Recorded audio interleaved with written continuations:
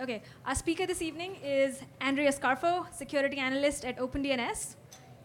12 years ago, she cut her teeth as a sysadmin, and now she is a malware hunter. So please give a warm welcome to Andrea.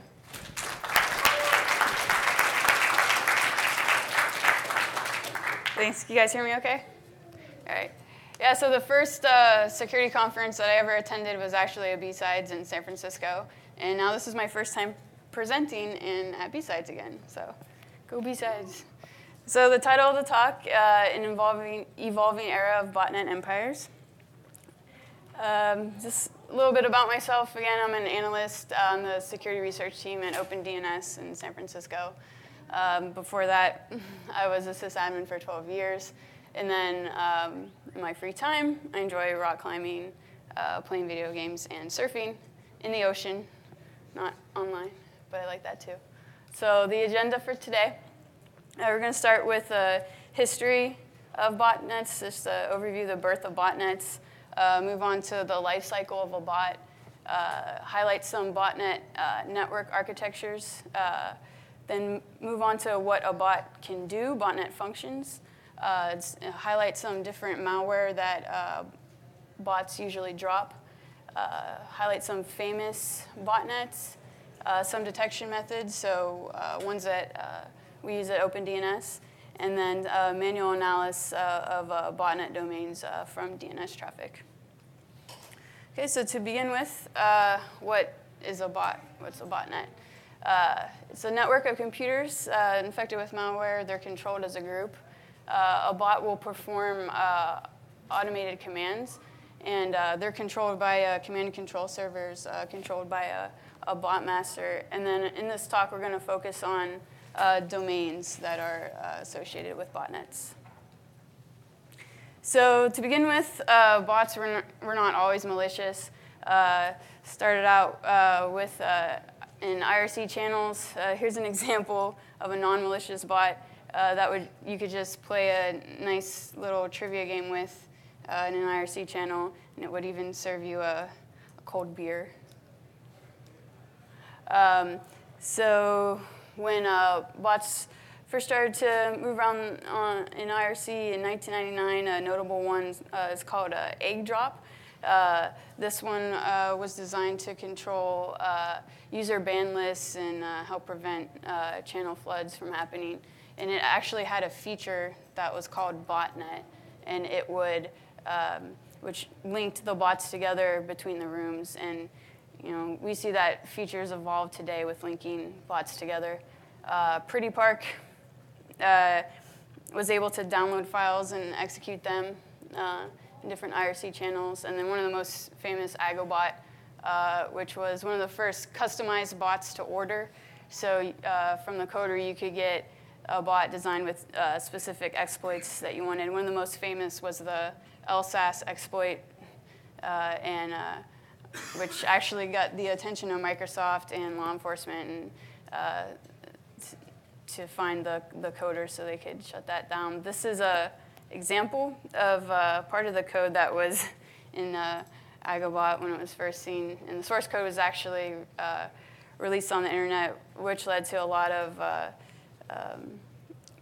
bots borrowing that, making them their own. So it started out with just bots participating in targeted IRC attacks, so denial of service attacks and channel floods. In 2003, 2004, there was a boost in malicious bots on the net, and they started to move away from just communicating through IRC to HTTP, just because with firewalls, you could just block the IRC traffic, but with HTTP, it's usually always allowed through a firewall.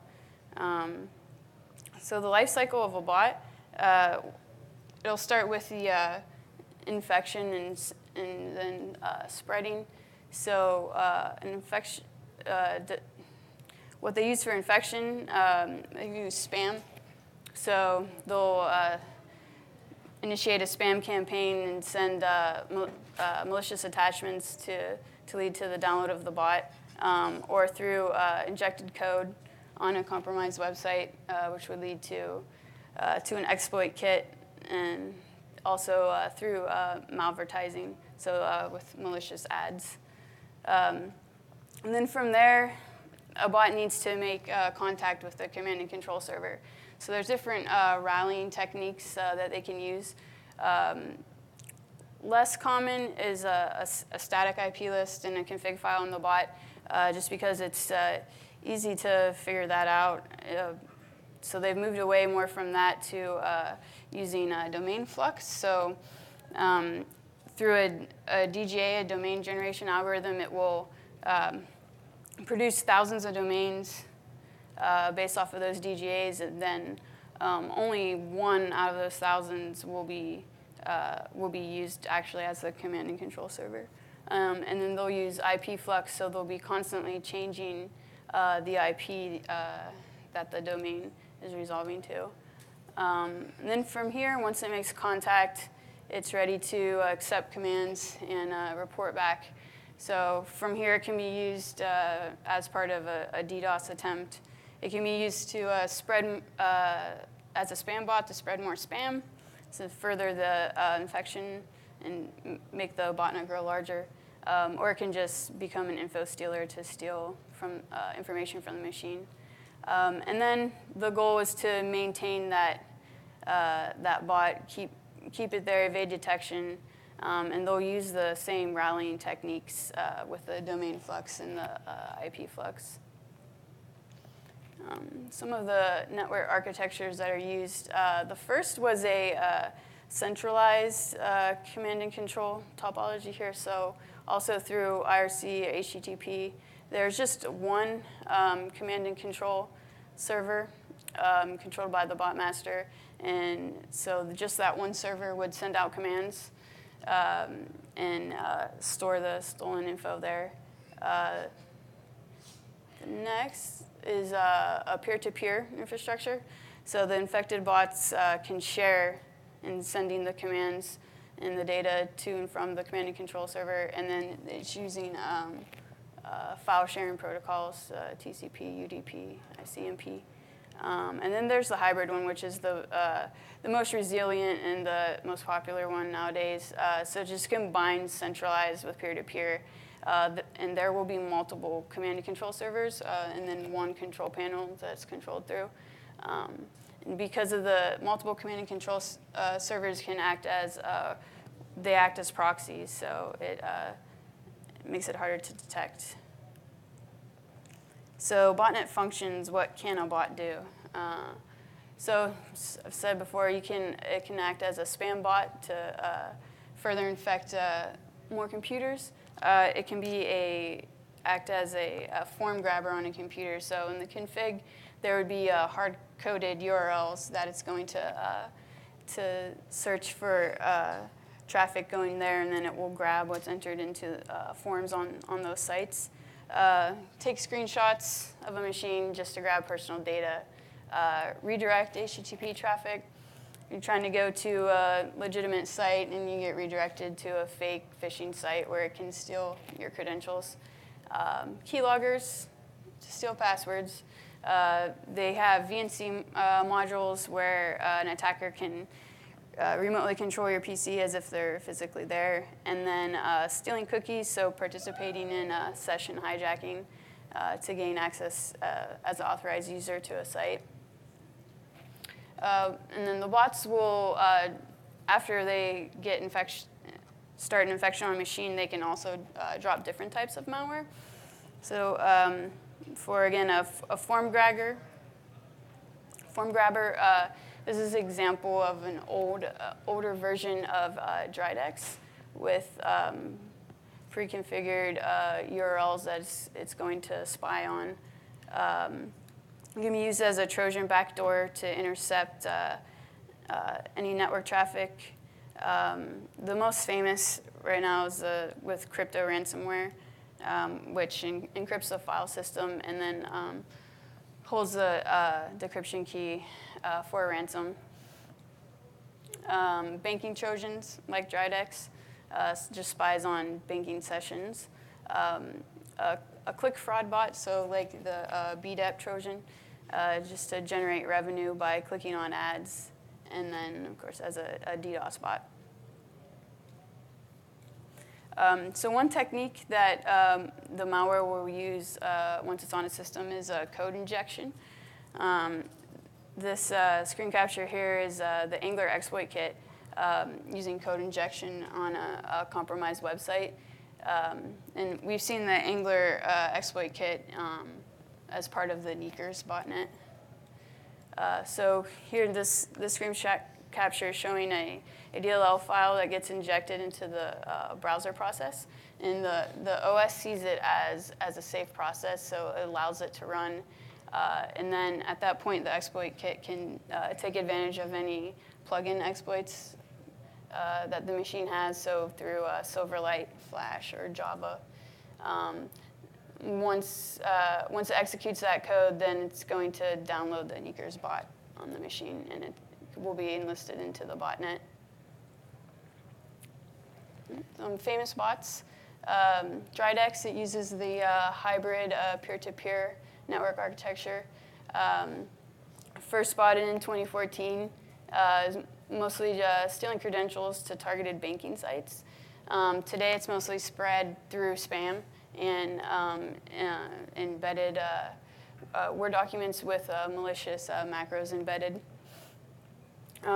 Originally, it had a centralized network architecture. It switched to the more resilient hybrid peer-to-peer. There's a lot of numbers out there for the estimated amount stolen, but 30 million is one of them. And it was the target of an attempted takedown operation in 2015, which wasn't very successful. So here's an example of the different layers that are seen in the hybrid peer-to-peer layout here.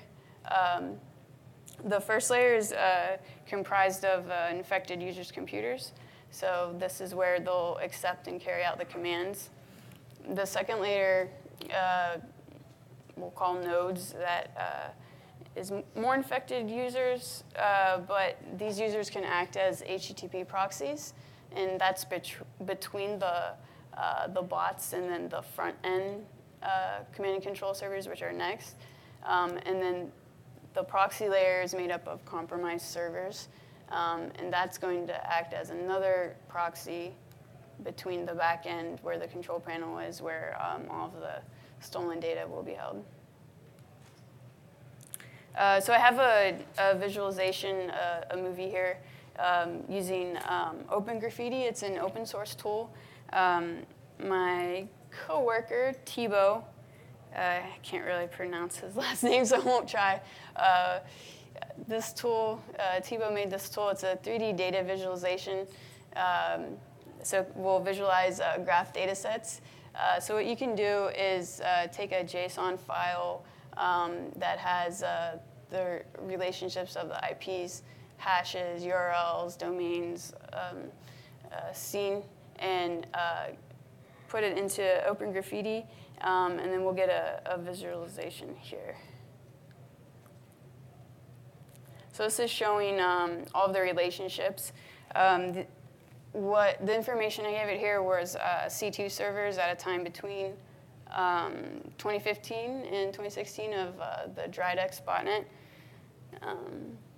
So the blue nodes are the IP addresses of the command and control servers seen, and then showing how they're related to URLs that we're seeing, and then in the orange color, and then on the purple color, it's hashes. So a lot of these, mostly just the Dridex Trojan. And what this does, it helps us see the patterns in their infrastructure. And you can see how some of the IP addresses are related to each other through the hashes seen, and others are just out there on their own. And the ones related have some pretty large clusters.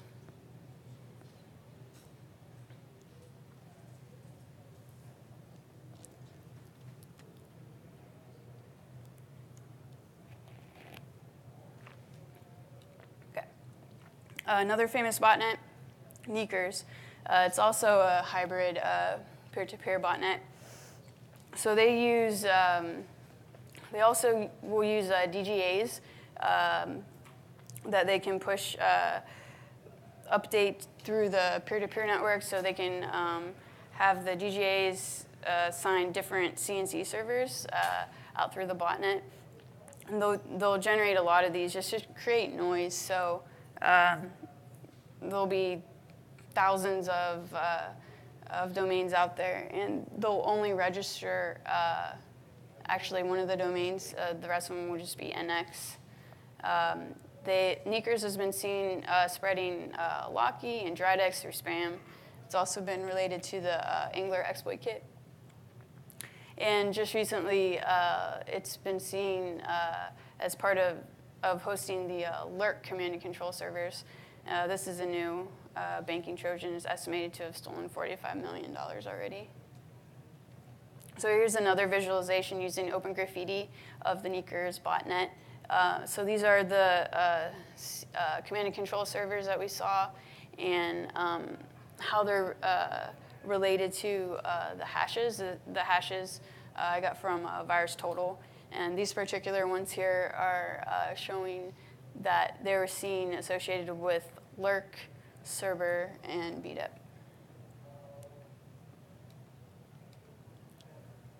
So both of these botnets have been the focus of some takedown attempts. Sneakers had a bunch of their command and control servers sinkholed. On June 1st, they actually went completely silent for about 24 hours. And during that period, 1 million hosts were seen trying to attempt to connect to the command and control servers. They've resumed full activity already by the end of June and are taking part in more spam campaigns. With Dridex, so their takedown attempt happened in October 2015. Really, they resumed activity a week later. And this is due to its hybrid network there.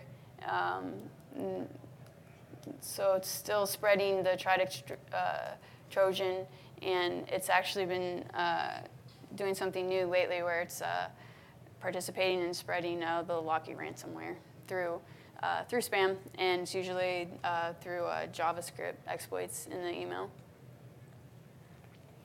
So some detection methods. These are through analyzing DNS traffic. So at OpenDNS, we see 80+ billion DNS requests a day from the customers that are using our DNS resolvers. So then, since we get all of those requests, we're able to see the traffic patterns of queries going to the domains. And then we have the history of a domain. So we'll be able to see the history of the IPs the domain's been associated to, the name servers, the ASNs. And we have a tool that I use, and it's called Investigate. So we'll use it when we're investigating domains to see the DNS requests and then pivot off of the different data that we have. That's a screen capture of it. So one detection method is through detecting domain generation algorithms. So again, that's where it will use random characters and combine it with some type of dynamic component to generate just random domain names. It might be a number combined with the current time and just symbols. It makes a new domain each iteration, and then the purpose is so that the bot has a way to contact the command and control server. So very few of the domains are actually registered out of the thousands that it will generate. It just creates noise, makes it hard for the analysts to know which one's actually being used. But it's easy to detect a DGA domain name just by using lexical filters. Here's an example of some Angler exploit kit DGAs. So here, I guess what they're doing, there's a letter, a number, and then an animal name. and these. And they're all registered on the .top TLD.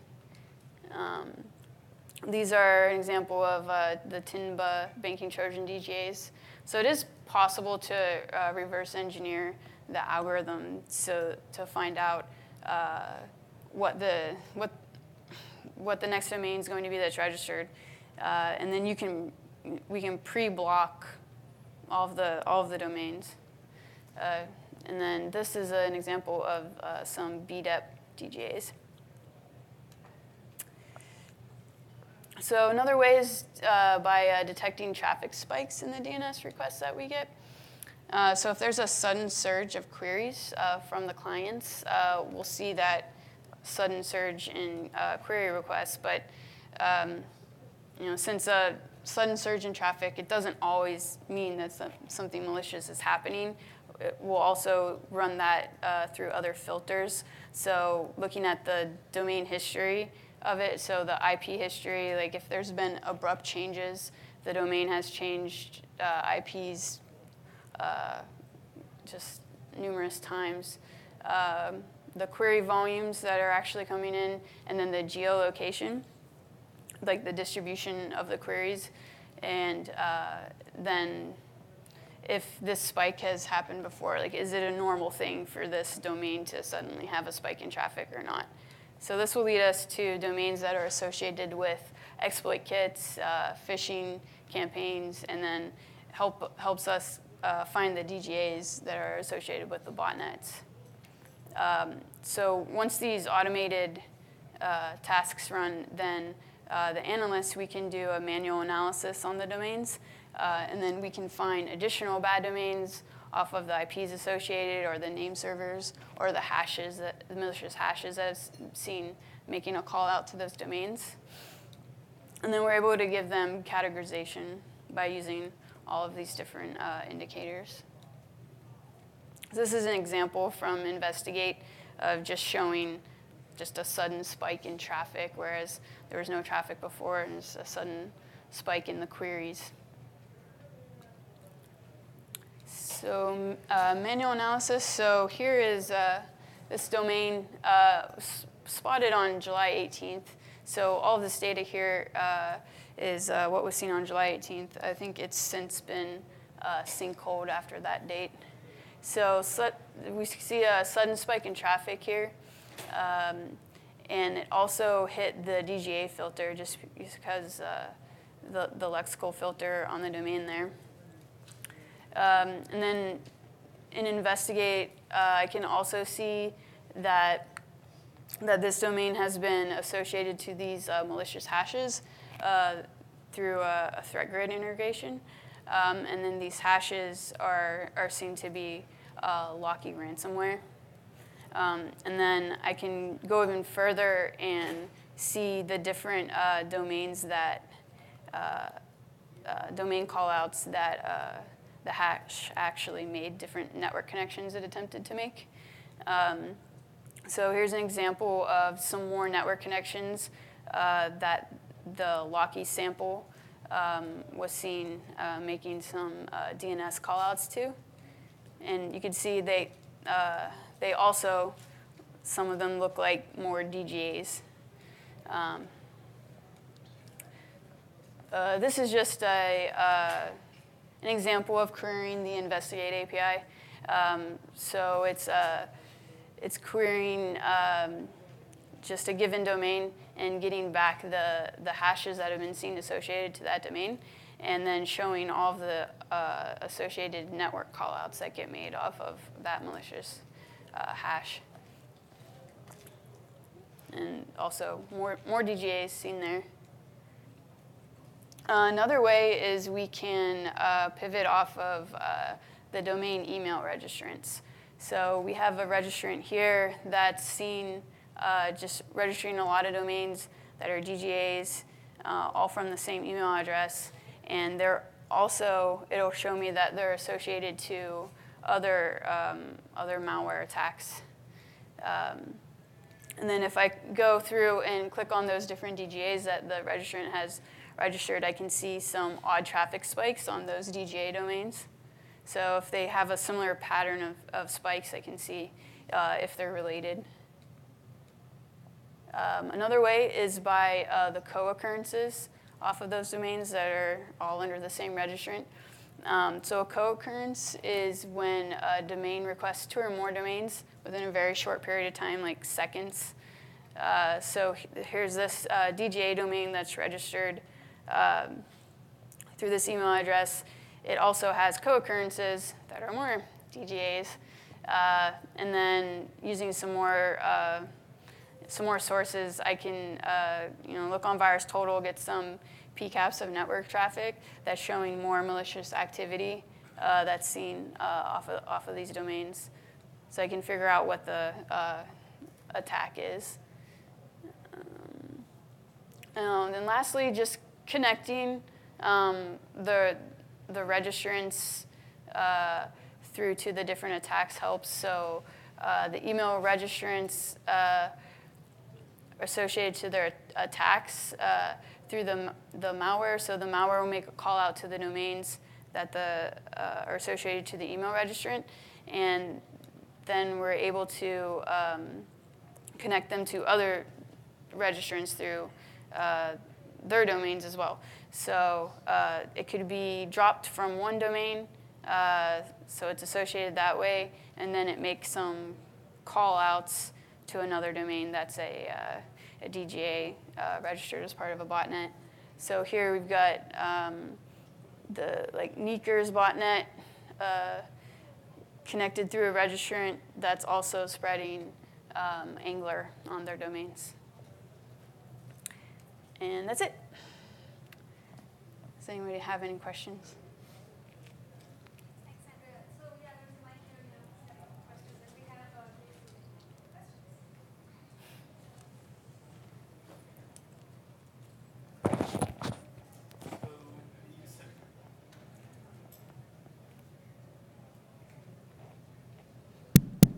So you mentioned that these people who write these things will register a bunch of domains for, I guess, like obfuscation. Are they actually, what are they doing with these domains that actually get in the way of malware analyzers? So most of them won't actually be registered. It'll be generated the bot will try to make a call out to it, but it's just an NX domain. It doesn't exist anywhere. So you'll see it in the DNS traffic that it's trying to connect to it, but it's not actually registered. So only 1 out of thousands or tens of thousands.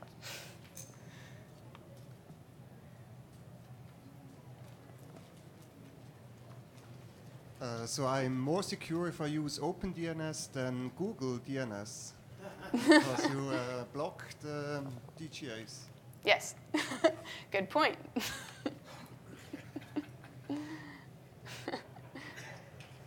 All right, thanks, guys.